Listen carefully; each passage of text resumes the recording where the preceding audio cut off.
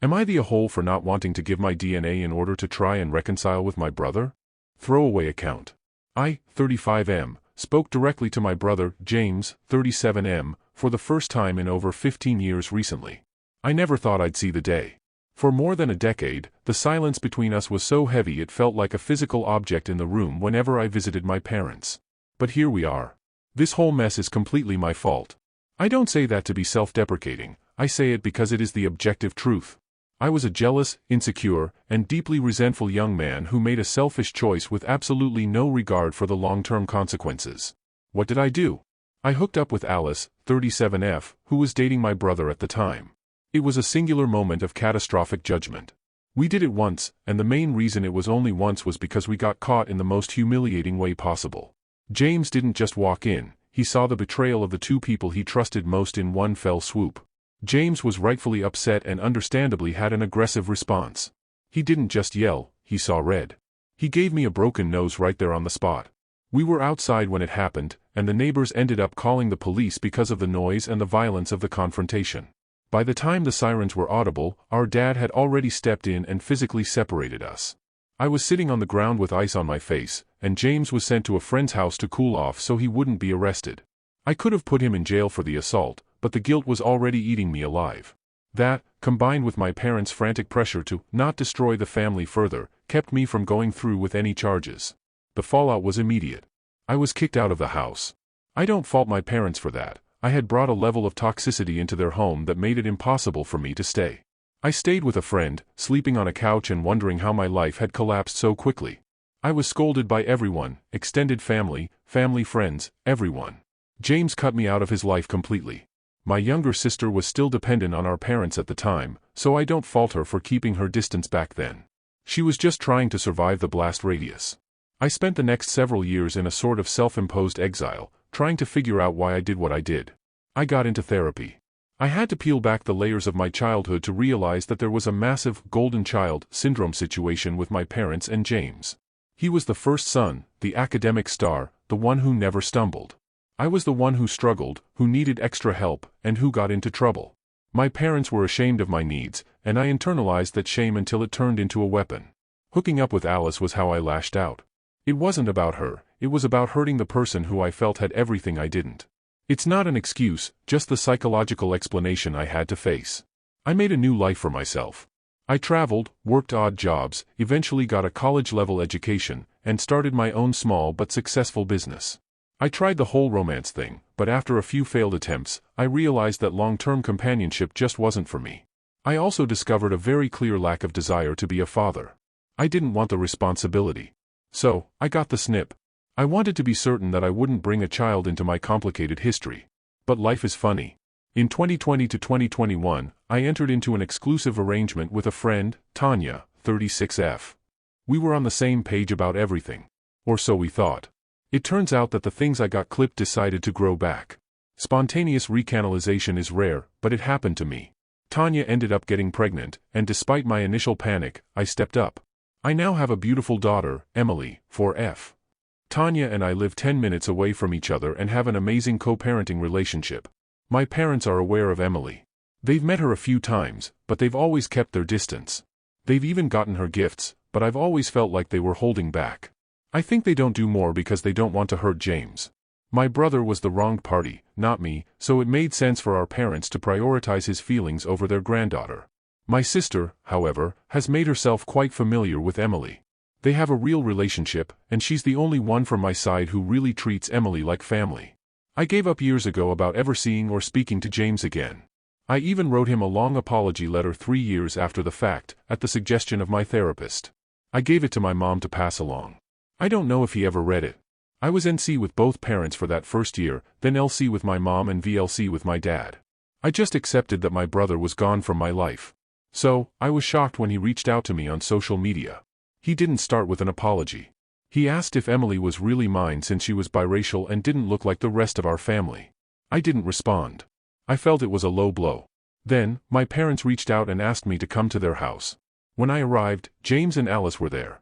It was the first time the three of us had been in a room together in 15 years. It turns out they had eventually made up, got married, and agreed to never speak of me. But for the past few years, they've been trying to have kids. James is biologically unable to have them. I don't know the details, and I didn't ask. Alice wants a biological child, but James refuses to raise a kid that isn't related to him. He's obsessed with the bloodline. My brother sat there and told me he is willing to finally forgive me, to let me back into the family, if I make a donation to help him start a family. He wants my DNA so that Alice can have a child that is still technically a member of his line. My parents were completely on board. They think this is the miracle that will fix everything. They really want me to do this. I am beyond hesitant. It's true that I wouldn't be responsible for the child, but I feel too weird about it. I've also learned through my sister what kind of adults James and Alice grew to be. They are still very much stuck in the golden child dynamic, and they have a lot of unresolved bitterness. Honestly, I don't think they'd make good parents. James resents that I'm able to pass along the family name while he can't. He's making my parents choose between supporting my boundaries or supporting his legacy. They interact with my daughter, but they won't fully embrace her because they don't want to hurt his feelings. And now they want me to create another child for him? I feel like a pawn in a game that started 20 years ago. I'm not even sure if this is about forgiveness, or if it's about James finally winning something back from me. Am I the a-hole? ETA, I've been viewing the comments and I just wanted to clarify some things. I don't fault my parents for kicking me out, as I did do a pretty shitty thing and just stayed with a friend. My sister was still dependent on our parents at the time I hooked up with Alice, so I don't fault her for keeping her distance. Yes, my sister knew about James and Alice, however she didn't tell me because I made it clear outside of James dying I didn't want to hear anything from him. Communication on my end was never closed, and if my brother wanted me to know what was going on in his life he'd let me know. When you hurt someone you can't decide when they should get over it or how they cope. I agree that James' willingness to forgive Alice but not me is a bit strange, but it's not my place to demand he forgive me too. It took a while to realize it, but there was a bit of a golden child syndrome situation with my parents and my brother. He was the first son and excelled academically while I struggled, and my parents were ashamed that I needed help and got in more trouble than James did. I internalized my insecurities, and me being with Alice was a way at how I lashed out. Not an excuse, just an explanation. My brother was the wrong party, not me, so it made sense for our parents to prioritize him. I also think he resents that I'm able to pass along the family name while he can't, and is making my parents choose. They have seen and interacted with my daughter. They've even gotten her gifts, but I think they don't do more because they don't want to hurt James. Hope this helps. ETA 2, yes, I did apologize to my brother in the form of a letter 3 years after the fact at the suggestion of my therapist. I gave it to my mom and asked her to pass it along to my brother. I don't know if he ever read it. Update. Hey everyone. It's been a while, and for those that are still interested in an update, I decided to post one when I had the time. For those who are new, the link to the original story will be below. A lot has happened since I last posted, and I took some time before writing this because I didn't want to come back here while everything was still raw and chaotic. Things didn't magically resolve themselves, and if anything, more information came out that made the entire situation feel even more complicated than it already was. I figured it would be better to wait until I had a clearer head and a better understanding of where everything stands now. First things first, I ultimately decided that I wasn't going to give my brother and his wife my swimmers. I asked them and my parents to respect my decision, but I knew that that wasn't going to happen. As predicted, they hit me with the usual responses, just dressed up in slightly different wording each time depending on who was talking. The overall message never changed. I was selfish, I was holding on to the past, I was the reason the family couldn't move forward. There was also a lot of minimizing what they were asking for, like it was something small and insignificant instead of something permanent and deeply personal. What I didn't expect was how persistent they would be. It wasn't just one conversation where I said no and they were upset. It turned into repeated attempts to revisit the topic, sometimes framed as calm discussions, other times clearly meant to wear me down. There were moments where it felt less like a conversation and more like a coordinated effort to get me to give in. I started noticing how often the same phrases came up, how the same arguments would cycle back around as if repeating them enough times would somehow change my answer. At some point, I stopped engaging with the content of what they were saying and paid more attention to the pattern itself. That's when it really clicked that this wasn't about understanding my perspective. It was about getting a specific outcome. What I didn't predict was the answer I got as to why James decided to forgive Alice but not me. That part came out during one of the longer conversations where things went on for hours and people started saying more than they probably intended to. It wasn't presented as some big reveal. It just slipped out in the middle of everything, almost like it had always been common knowledge that I was somehow the only one who didn't know. Turns out James cheated first. Twice. One of the women was someone Alice had a mean girls type of rivalry with. The kind of situation where there was already tension, and both of them knew exactly how to get under each other's skin. From what I was told, that woman made a point of bringing it up publicly at some event, making sure Alice knew exactly what had happened and who it happened with. Alice forgave James the first time. That part didn't surprise me as much. What did surprise me was how everything escalated after the second time, when it involved someone she already had issues with. That's when things stopped being about forgiveness and started becoming about retaliation. Instead of walking away or ending things in a straightforward way, she decided to get even. And that's where I came in. I've said before that I had my own issues at the time. The way my parents handled things growing up left a lot of resentment, especially toward James. There was always a sense that he was favored or protected in ways I wasn't. I didn't handle that well, and I won't pretend otherwise. When Alice approached me, I didn't think about the long-term consequences. I didn't stop and consider what kind of situation I was stepping into.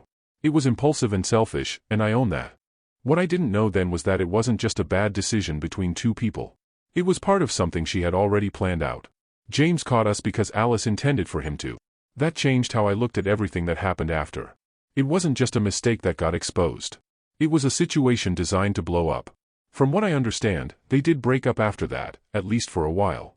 There was a period where things were messy and unclear, but eventually they found their way back to each other. The agreement they came to was simple on the surface. They would stay together and move forward, but my existence in that situation would essentially be erased. No revisiting it, no discussing it, no acknowledgement beyond what was absolutely necessary. James knew that keeping that kind of arrangement intact would be difficult if I remained part of the family in any meaningful way. So he took steps to make sure I wasn't. That's where my parents come in. He didn't just ask them to limit contact with me.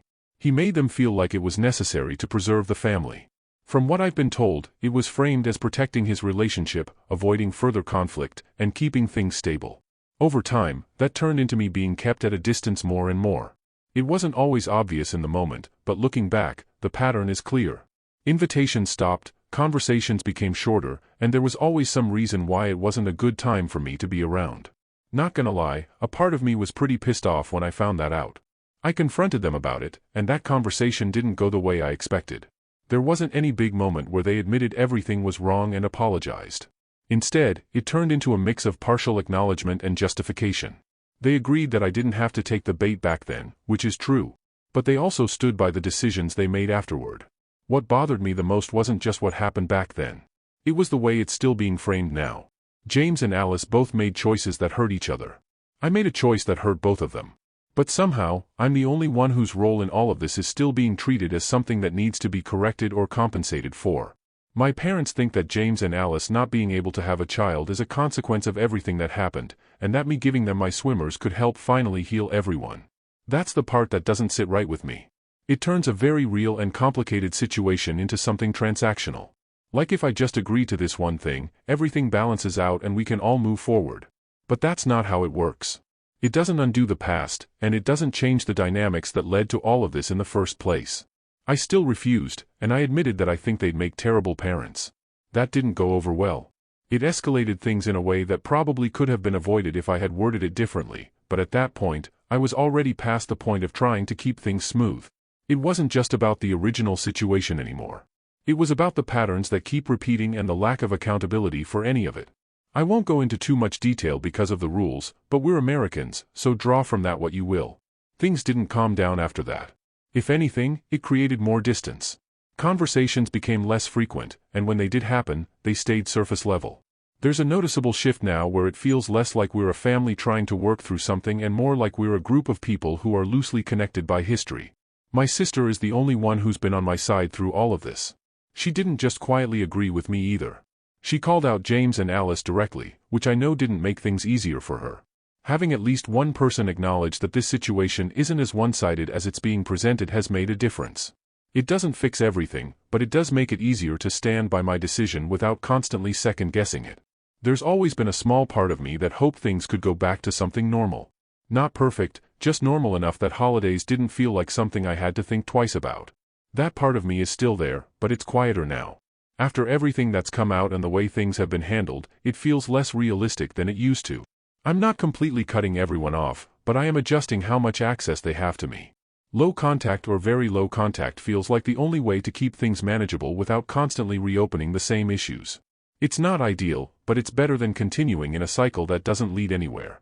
At this point, I'm focusing more on maintaining some level of stability in my own life rather than trying to fix something that doesn't seem fixable from my end.